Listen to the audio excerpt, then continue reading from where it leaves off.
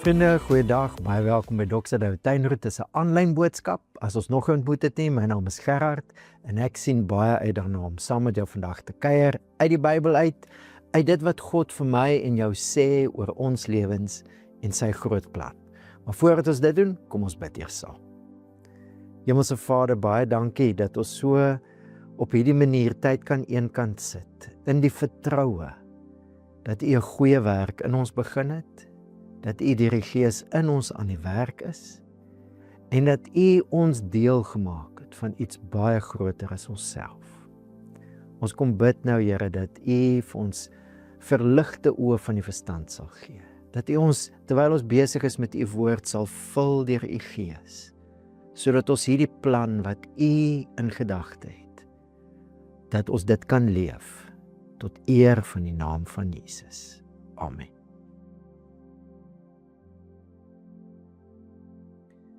Kan ek jou gou uitnooi om te dink aan hoe iets so klein soos 'n uitnodiging 'n mens se lewe totaal en al kan verander. Miskien het jy stories wat jy kan vertel, né? Een of ander belangstelling wat jy ontdek het omdat iemand jou genooi het. Kom ry saam motorfiets of fiets, kom speel saam golf of een of ander sport en nou is jy 'n golfer want iemand het jou genooi. Miskien nog groter as dit. Miskien is dit toe jy jou man of vrou ontmoet het deur 'n uitnodiging. Miskien is dit toe jy deel geraak het van ons gemeente.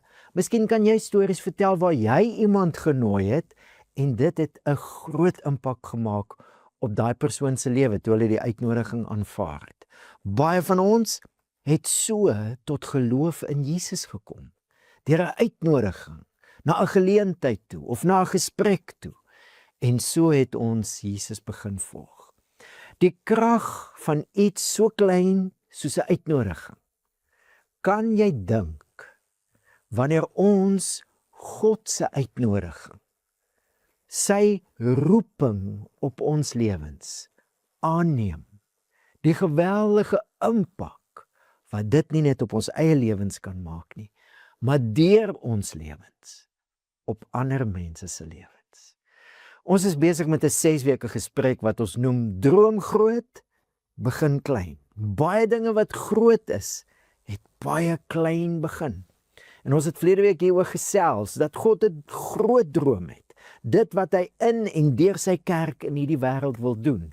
En dat ek en jy deel is daarvan. Paulus skryf dit so aan die gemeente van God in Korinte, wat in Christus Jesus geheilig is deur God, geroepe heilig is. Hierdie gemeente wat bietjie die pad byster geraak het, wil hy terugbring, hy wil hulle weer anker in wie hulle is. Wie is hulle? Hulle is God se geroepe heiliges. Baie mense gebruik die woordjie bekeer of bekering as hulle beskryf hoe hulle tot geloof in Jesus gekom het. Paulus gebruik daai woordjie bekeer of bekering net 5 keer in al sy briewe.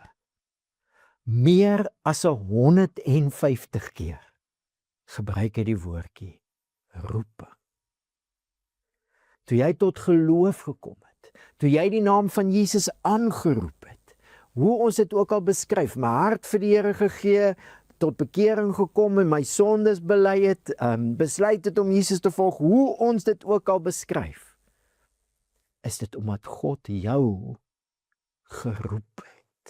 God het 'n droom vir sy kerk en hy het jou deel gemaak, die gemeente in Korinte of hier in die tuinroete, jy is 'n geroepene, jy's deel van hierdie groot droom wat God het. En omdat God nie 'n boelie is nie, die God wat ons in Jesus leer ken, is nie 'n boelie nie, hy gaan jou nooit in sy wil inboelie nie, hy roep jou en daai roeping is soos 'n uitnodiging. Kan jy dink wat dit aan jou lewe kan doen en wat dit aan mense om jou se lewe kan doen as jy hierdie uitnodiging ter harte neem, ten volle aanvaar en jou in God se roeping op jou lewe begin uitleef. Hoe doen ons dit? Dis waaroor die 6 weke gaan. Ons het verlede week gesê, Paulus skryf vir die gemeente, my broers, liewe familie, slaan ag op julle roeping. Daai slaan ag beteken om te ondersoek en te onderskei En een van die maniere, en dis waarmee ons hierdie 6 weke gaan reis, waarmee Paulus ons help om ons roeping te onderskei, is deur die kerk en ons as deel van die kerk te beskryf as die liggaam van Christus. Ons het in Efesiërs 4 gesien, hy, Christus, is die hoof, uit wie die hele liggaam harmonieus saamgevoeg en saamgebind deur die ondersteuning van elke gewrig volgens die werking van elke deel afsonderlik, die groei van die liggaam bewerk tot sy eie opbou in liefde. Ek het hierdie week so 'n mooi stelling gelees. When the church is fully being its true self, then the Messiah is displayed to all the world as all the members play their parts, with God Himself dwelling in their midst by His Spirit. Dis die groot droom. Die liggaam van Christus wat in hierdie wêreld Jesus as koning tentoonstel en orals, die eklesia, orals waar Jesus oorwinning behaal het en dis orals. God se verteenwoordigers is om sy koninkryk en kultuur te help vestig. Dis die groot droom. Vir dit om te gebeur, moet daar iets in die liggaam gebeur. Die liggaam moet groei. En hier het ons 'n helse misverstand verlede week aangespreek, met die klem op helse. Ek glo dit kom van die duiwel af. Dis so 'n groot misverstand, ek wil dit sommer 'n mythverstand noem. 'n myth, 'n mite. En dit is dat dit net party mense se verantwoordelikheid en roeping is om die liggaam te help opbou. Het jy gehoor wat Paulus skryf?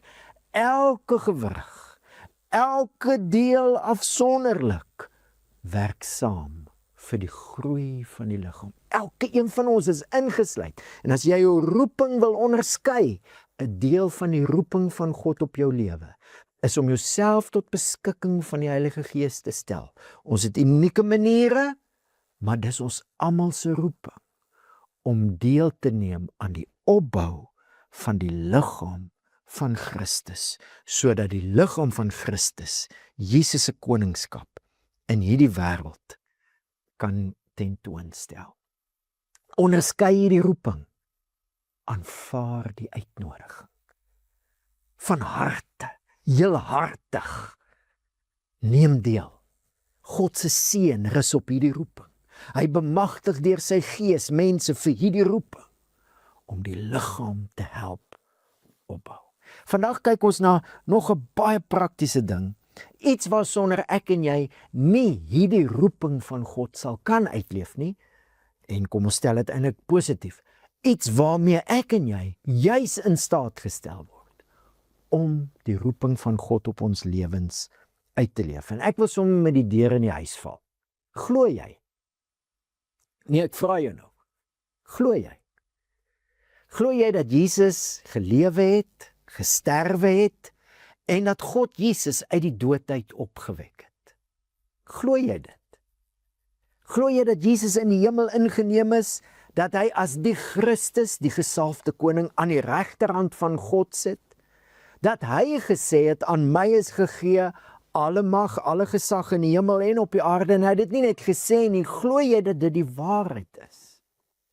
Dat God se koninkryk besig is om na ons wêreld toe te kom, omdat Jesus koning is? Glo jy dat as Jesus terugkom, elke mens gaan sien dit wat ons nou glo, dat hy die Here is? As jy dit glo, klink dit vir my jy het nogal baie geloof. En dis presies wat dit gaan vat, om hierdie roeping uit te leef. Geloof.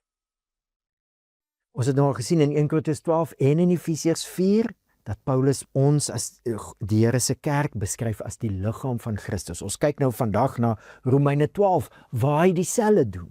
Die liggaam van Christus. Dit is baie duidelik dat dit vir Paulus baie belangrik is dat ons so sal dink oor onsself en oor waarvan ons deel is, die liggaam van Christus. So moet ons dink aan onsself en dit waarvan ons deel is. Dit gaan ons help om ons roeping uit te leef. Maar dis juis wanneer Paulus skryf oor die liggaam in Romeine 12, wat hy ook praat oor elkeen van ons se geloof. Ons gaan nou vers 1 en 2 lees, maar kom ons begin by vers 3. Deur die genade wat aan my gegee is, skryf Paulus, en hy skryf baie keer so as hy praat oor sy eie leierskap, sy apostelskap, dis net genade, en natuurlik leierskap om gelowiges te help om hulle roeping te onderskei en uit te leef. Deur die genade wat aan my gegee is, sê ek vir elkeen van julle, dat jy nie meer van jouself moet dink as wat jy behoort nie, maar dat jy jou gedagtes daarop moet instel om verstandig te wees, volgens die maat van geloof wat God aan elkeen toebedeel het. Want soos ons baie ledemate in een liggaam het, en nie al die ledemate dieselfde funksie vervul nie, net so is ons.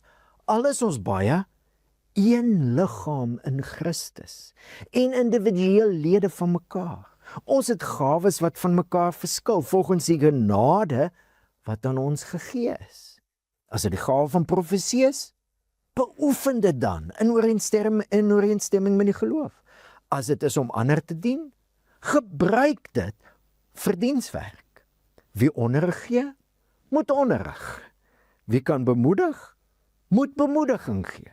Wie mededeelsam kan wees, moet dit met opregtheid doen. Wie leiding kan gee, moet dit met toewyding doen. Wie barmhartigheid kan betoon, moet dit met blydskap doen.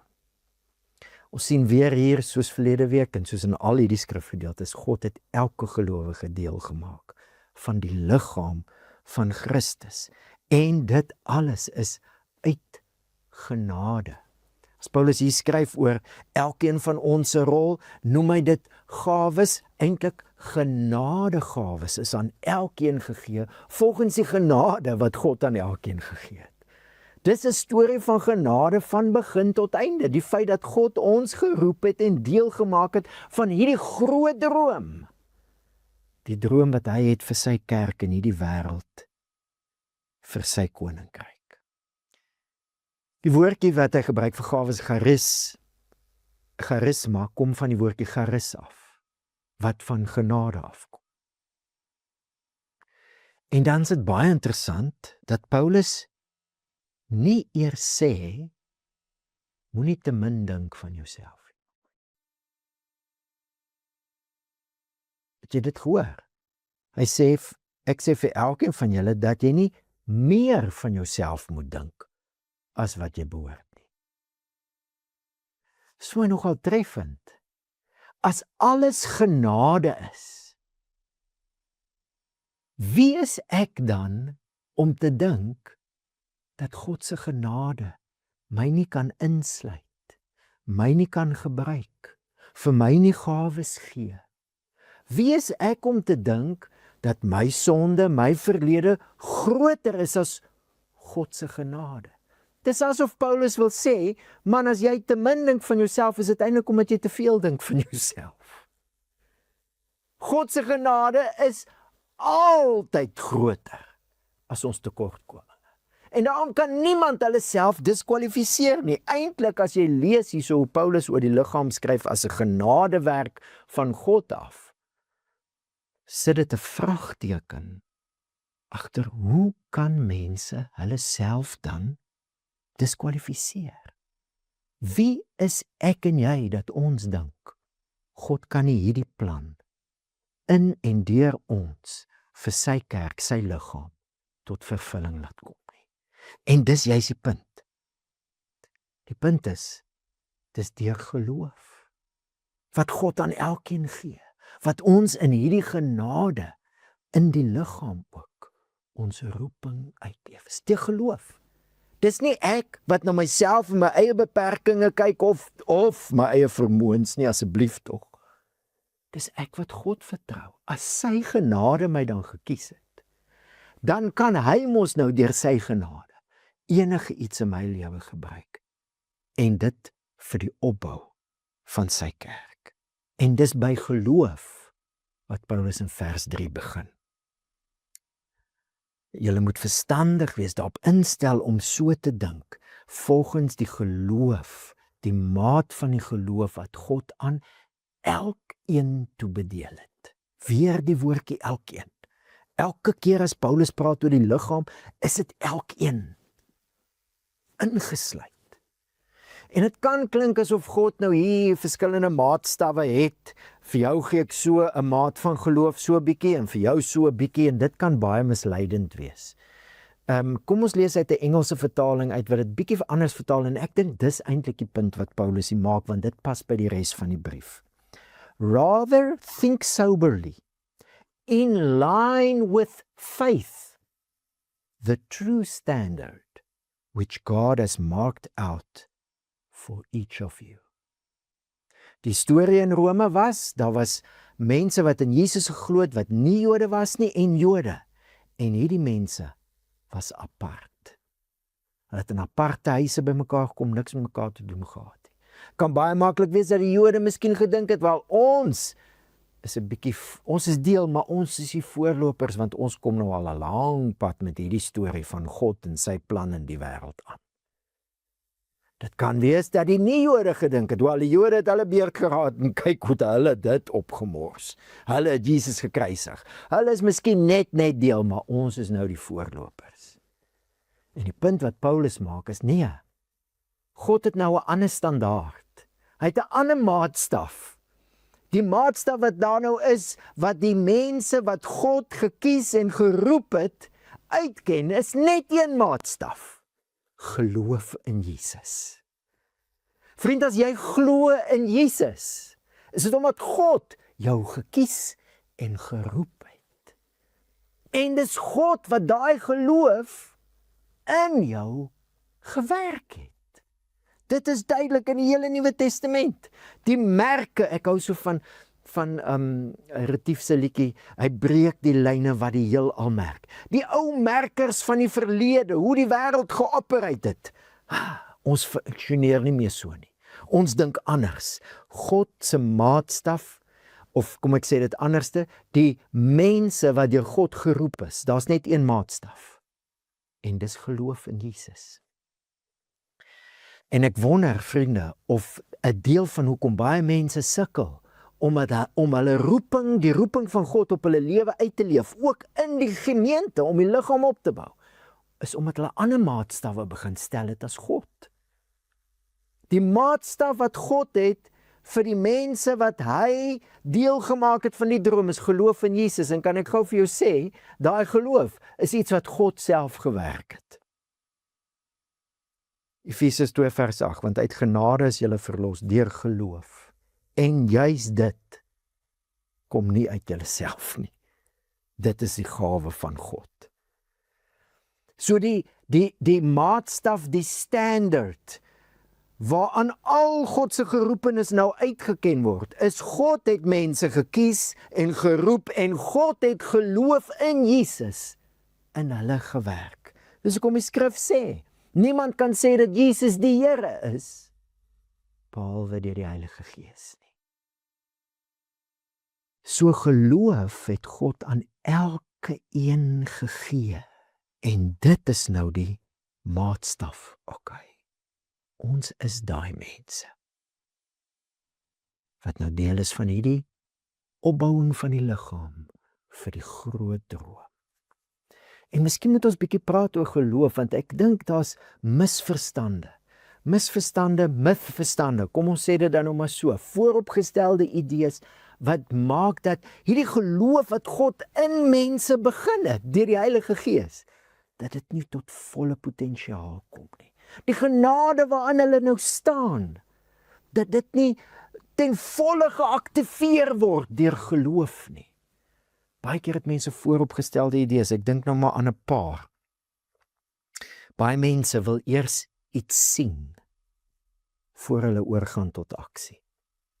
Hulle wil eers iets voel of beleef, hulle wag nog vir iets om te gebeur, voordat hulle self gee vir die roeping, om die liggaam op te bou, terwille van wat God in die wêreld wil doen. Baie mense is in 'n toestand van 'n verkeerde manier van wag. Hulle wag nog vir iets om te gebeur, terwyl dit eintlik deur geloof is, wat jy oorgaan tot aksie. Dis wat Paulus mos gesê het. As God aan ons die geloof toebedeel het en ons dink reg daaroor, dan sien ons is in 'n liggaam, ons het verskillende gawes, en as jy nou profeteer, die woord van die Here bring, bedien, bemoedig, wat ook al jy doen, dis geloof waardeur jy oorgaan tot aksie. Jy wag nie tot jy sien of tot jy voel nie. Oor en oor skryf Paulus dit ook, want ons leef deur geloof, nie deur die aanskouing nie. En vriende, dit is so eenvoudig so dit gaan altyd geloof vat om oor te gaan tot aksie in die uitleef van hierdie roeping. Ek het al gehoor hoe mense praat, jy moet weet dat jy weet dat jy weet. En dan dink ek ook, maar waar pas geloof nou in daai storie in? Dit gaan altyd geloof vat. Gaan altyd geloof vat om te glo dat Jesus die Here is. Tot die dag wat hy terugkom, gaan dit geloof vat. Ons gaan nooit verby die punt van geloof groei nie. En dan wil ek jou uitnooi, as jy nog wag vir iets om te gebeur, God het reeds geloof in jou gewerk. Party mense sê, ja, maar ek twyfel dan nog baie keer. Nou vriende, geloof is nie om nie te twyfel nie. As jy gaan wag tot jy nie meer twyfel nie, gaan jy 10-10-1 vir altyd wag. As ek nou moet sê, hoeveel keer, ek wil hier staan ek voor 'n kamera en praat. Hoeveel keer dink ek, hoe kan die Here dit gebruik? Daar's baie keer twyfel in my lewe. Maar geloof is nie die afwesigheid van twyfel nie. Geloof is om te sê, ek vertrou die Here. Ek vertrou sy genade. En ek gee nou myself, al voel ek niks, al sien ek niks. Ek lewe nie deur wat ek sien nie, ek lewe deur wat ek glo. Nog iets wat ek baie keer hoor, is dat mense sê, maar my geloof is nie groot genoeg nie. Interessant, op 'n stadium met Jesus met sy disippels gepraat oor iets baie moeilik, en toe sê die apostels vir die Here, gee ons meer geloof. Toe sê hy vir hulle, as julle geloof soos 'n mosterdsaadjie het, sal julle vir die vyeboom sê, word ontwortel. Mosterdsaadjie. Ja, gesien hoe klein is 'n mosterdsaadjie. God het nooit 'n probleem om klein te begin vir hierdie groot droom nie. Geloof is miskien klein, is miskien iets wat vir ons lyk na iets baie onbelangrik, insignificant. In die groter prentjie is dit baie klein. Maar dis hoe God se koninkryk werk. Geloof so groot soos 'n mosterdsaadjie is genoeg. Net so, by the way, net daarna vertel Jesus 'n storie oor die gehoorsaamheid van 'n diensknegt. Ons moet versigtig wees dat ons vraag na meer geloof nie 'n verskoning word om nie oor te gaan tot gehoorsaamheid vir dit wat die Here ons roep en waartoe hy ons stuur in die liggaam en ook deur die liggaam na die wêreld toe.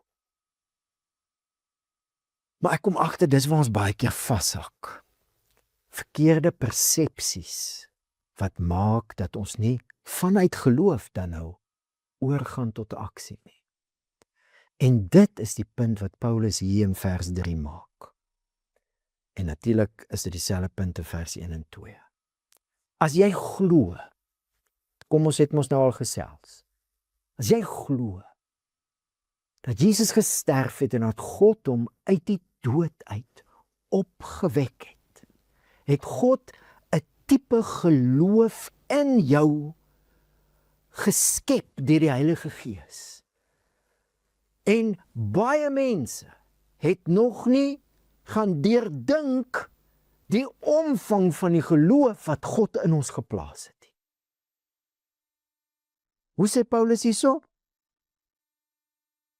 Hy sê, jy moet jou gedagtes daarop instel om verstandig te wees volgens die maat van geloof.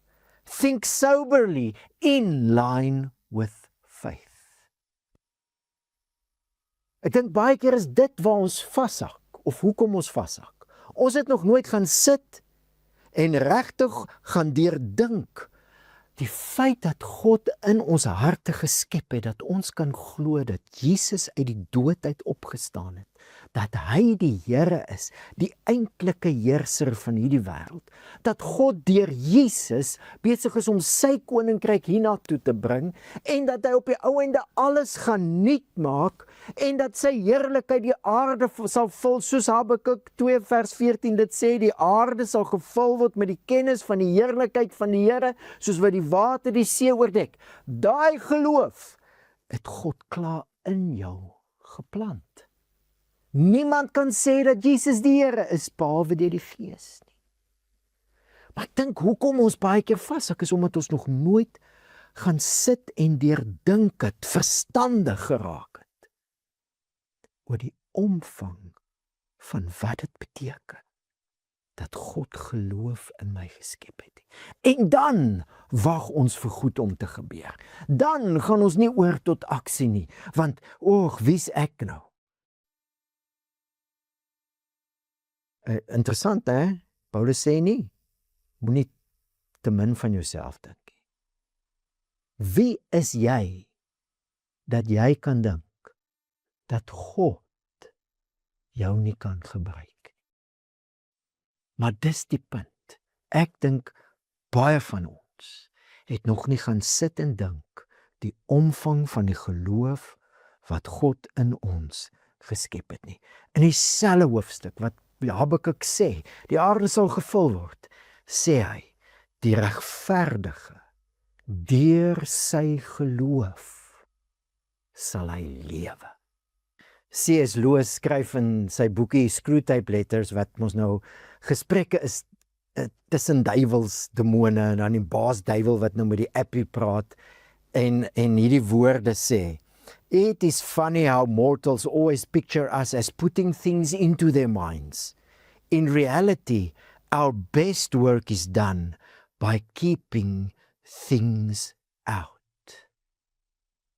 Vriend, besef jy, die DNA van die geloof wat God in jou gewerk het, die omvang van dit, ja, dis nou miskien so klein soos 'n mosterdsaadjie, maar die omvang van daai DNA, om te glo dat Jesus die Here is. Hoe sê Paulus in Romeine 10, as jy met jou hart glo dat God Jesus uit die dood uit opgewek het, en met jou mond bely dat Jesus die Here is. Besef ons, ek bedoel daar in Rome, waar Nero, die keizer is, hy bou 'n paleis. Daai paleis is so groot, hulle praat van tussen 40 en 120 hektaar wat die estate was. Ons woordjie paleis kom van die heuwel af waarop hy sy paleis gebou het. In daai stad, om te glo, Jesus is die Here. Groepies mense wat hier in huise bymekaar kom. Jesus is die Here. Terwyl jy die mag en die weelde en alles sien, dis die geloof wat God in ons gewerk het. Ten spyte van alles. Al het ons nie gesien nie. Ons glo dat Jesus die Here is. En ek wonder of dit nie regtig is, soos Paulus hier sê, verstandig, think soberly, om te gaan sit en deurdink, ek het nie hierdie geloof gegenerate nie. God het dit gewerk. En as God hierdie geloof in my gewerk het, wat is die DNA, die omvang van dit wat in my aan die groei is? Ek vermoed baie van ons, en ek kan dit sê, dink ek, want vir die grootste deel van my lewe was dit my storie. Baie van ons het met geloof so te werk gegaan, dat dit net gaan oor ons redding. Ons is baie keer so met vrees ingeboelie, in geloof in. So die hele tyd gevoel, ons skiet so ver te kort, dat toe ons nou uiteindelik ontdek, dis net genade. Dis God wat in Christus, terwyl ek 'n sondaar was, my met hom versoen het. Dis net genade. Toe ek uiteindelik uitkom by die punt van, ek hoef dit nie te verdien het nie, dis God se geskenk aan my, dat ek deel is van sy familie. toe ek dit begin glo, toe stop ek sommer net dan, want ek is so verlig. Miskien is dit deel van die probleem. Geloof is baie groter, want redding en roeping gaan saam. En die geloof wat God in jou gewerk het, is om te glo dat Jesus die Here is, en dat hy ons nou deel maak van hierdie roeping vir sy koninkryk. En dis hoekom Paulus sê, Romeine 12 vers 1 en 2, broers, op grond van die barmhartigheid van God, roep ek julle dus nou op om julle liggame beskikbaar te stel as 'n offer wat lewend en heilig is en vir God aanneemlik. Dit is julle sinvolle, julle redelike, julle logiese godsdiens. Julle moenie aan hierdie wêreld gelykvormig wees nie, maar verander word deur die vernuwing van julle denke, sodat julle goed kan onderskei wat die goeie en aanneemlike en volmaakte wil van God is. Hoe gaan ons onderskei wat God se roeping op ons lewe is? Ons gaan moet vernuwe word deur ons denke. Jy kan nie jou in geloof indink nie. Jy kan nie. Jy kan ook nie jou in geloof inlewe nie. Geloof is die werking van die Gees in ons as ons die evangelie hoor. Maar dan wil die Heilige Gees jou help om vanuit geloof nuut te leer dink. En dis hoe jy God se goeie, sy uitnodigende roeping op jou lewe gaan onderskei. En is treffend hierso ook weer, as Paulus praat van moenie gelykvormig word aan hierdie wêreld nie, wêreld letterlik daar, hierdie era. Vriend, as jy in Jesus glo, het die Gees in jou geloof gewerk, en die DNA van daai geloof is, daar's 'n manier van mens wees, 'n era, daar's 'n regime, daar's 'n heerskappy, maar dit is besig om tot 'n einde te kom. Hoekom? Want dat 'n nuwe era begin. Jesus Christus is die Here. God se nuwe skepping het begin toe Jesus uit die dood uit opstaan. Ja, dit word voltooi as hy terugkom, maar dit is aan die gang. I am making all things new, het begin. Ons lewe, ons is gewortel, ons is geplant in opstandingsgrond. Nie in hierdie wêreld, in hierdie era, hierdie manier van dink nie. Dis die DNA van die geloof wat die Heilige Gees in jou gewerk het. Besef jy dit? Het jy dit al deurdink? Want daai geloof is genoeg. Daai geloof wat sê, Jesus is die Here, en as ek dit glo, het God my gekies en geroep om deel te neem aan sy koninkryk, deur deel te neem aan die opbou van sy liggaam. En wie is ek? Mag nooit te veel van myself dink. Ek moet nie meer van myself dink nie. Ek moet dink ooreenkomstig geloof. Wie is ek om te dink dat God my nie kan gebruik nie, as hy my dan gekies het? Daai geloof is in jou aan die werk, deur die Heilige Gees. En dis hoekom Paulus sê, by die ontferminge van God, die genade van God, die barmhartigheid van God. Hierdie storie is net genade en geloof van begin tot einde, genade en geloof. God het homself vir ons kom gee, sodat hy in hierdie skepping, alles wat nie sy wil is nie, alles wat nie is volgens sy goeie bedoelinge nie, sodat hy dit kon oorwin, en hy dit kom doen deur sy lewe te gee aan die kruis. Daar's nou vergifnis vir ons sondes, sodat hy alles kan nuut maak, en daarmee het hy nou begin, en nou nooi hy jou in. Dis die geloof wat in jou aan die werk is. Jesus is die Here. En op grond van daai ontferminge van God wat homself gegee het om dit moontlik te maak, gee ons nou ook onsself. Gee jouself oor. Dit praat van vertroue, né? Om jouself te kan gee, omdat God homself eerste vir jou gegee het. Ek kan hierdie God trust. As hy my roep en uitnooi, is dit nie omdat hy iets van my wil hê nie. Nee, hy wil vir my iets hê. Hy droom 'n groot droom. En as jy toelaat dat daai geloof die manier wat jy dink oor jouself en ander gelowiges en jou rol in die liggaam definieer, dan gaan dit jou aktiveer om jouself te gee. Want dis die logiese, dis die sinvolle, dis die redelike godsdiens. As God dan nou my gekies en geroep het, om deel te wees van sy vernuwende koninkryk, deur deel te neem om die liggaam van Christus op te bou, sodat ons die Messias vir die wêreld kan wees, as dit God se roeping op my lewe is, dan kan ek mos nou glo hy kan my gebruik. En dan gee ek myself. Ek gaan oor tot aksie. Ek gee myself in die manier wat Paulus dit mos nou hier beskryf is soos 'n offer. Dit is tempeltaal, né? En vriende, dan is dit net redelik logies sinvol. Hoe gee ek myself?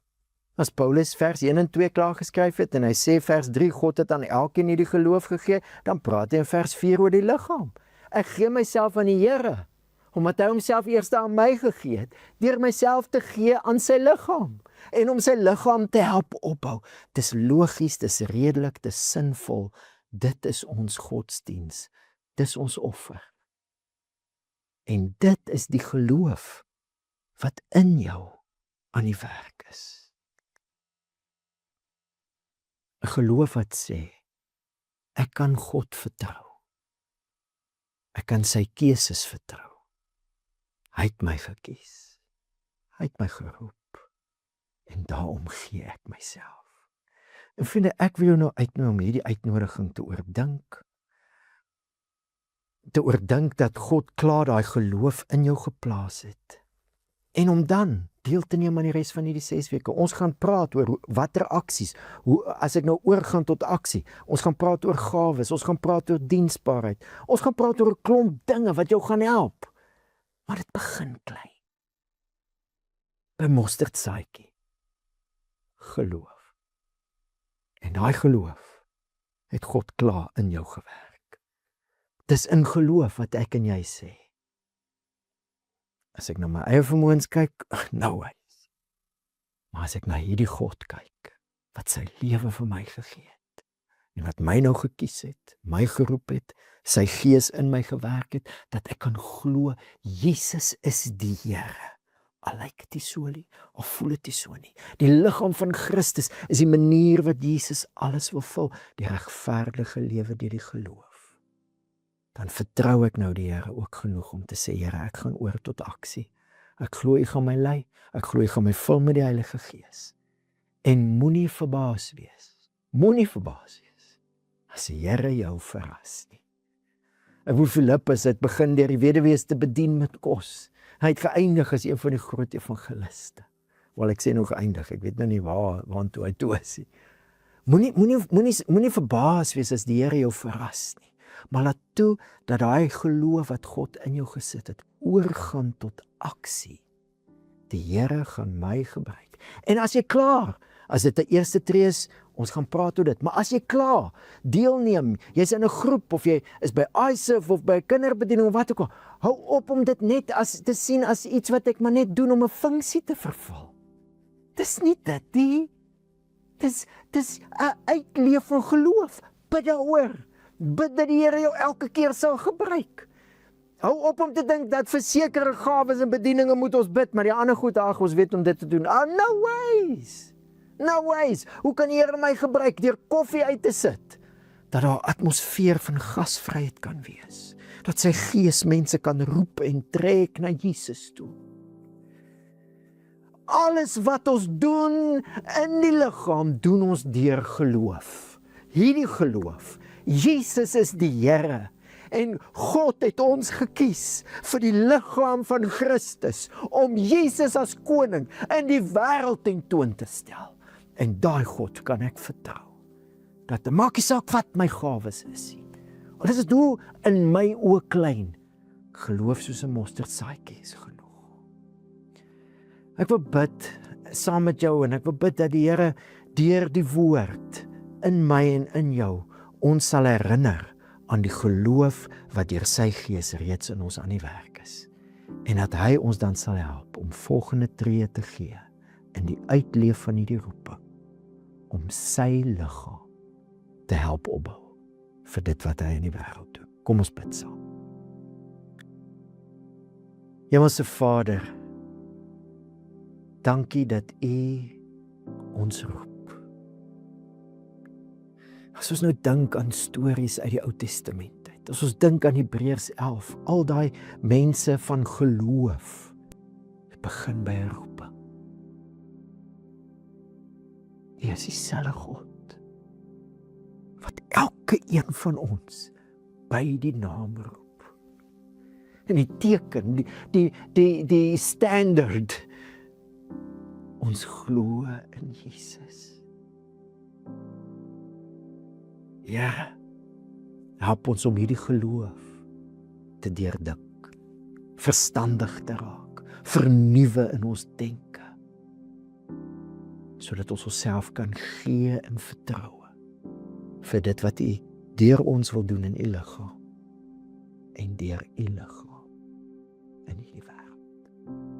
Ons bid dit, Here, in die naam van Jesus, sodat U groot droom al hoe meer 'n realiteit kan word, ook hier in die tuinroete. Dankie, seën ook ons gesprekke hierdie week, help ons om mekaar te bemoedig, help dat ons woorde juis woorde sal wees, wat maak dat mense ophou om hulle self te diskwalifiseer, maar hierdie verantwoordelikheid sal opneem. Ons bid dit in Jesus se naam. Amen. Dankie vriende, was lekker om saam met jou te kuier. Die Here seën vir jou.